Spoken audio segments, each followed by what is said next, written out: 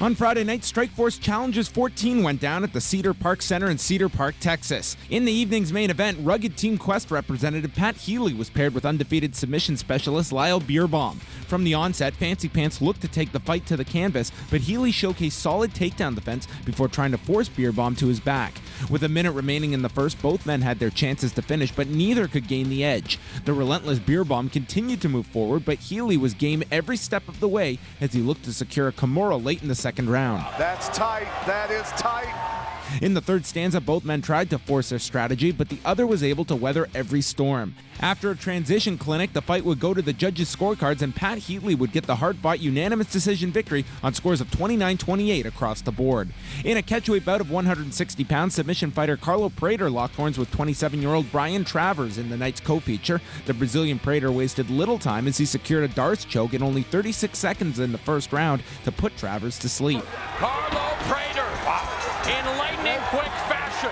Neo improves to 26-10-1 in his Strikeforce debut. In a lightweight contest, Ryan Couture, son of former UFC heavyweight champion Randy Couture, battled Lee Higgins. Couture showed patience and footwork as he seemed to confuse Higgins early in the opening frame. After going to the ground, Couture controlled the positions and locked in an anaconda choke, but time expired. In the second, Couture turned up the pressure and again got the fight to the ground, where he owned every position. Right into full mount. Nicely done by Couture.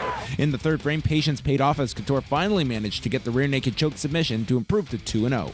Eric Apple returned to the cage when he faced off against Texas native Ryan Larson in a welterweight affair. After a back-and-forth exchange, Larson secured the takedown and tried to dominate from side control, but Apple survived. After sustaining punishment, Apple looked for a heel hook, but the Jackson Winklejohn-trained fighter showcased stellar submission defense. There's a slick reversal there by Apple, and then they scramble.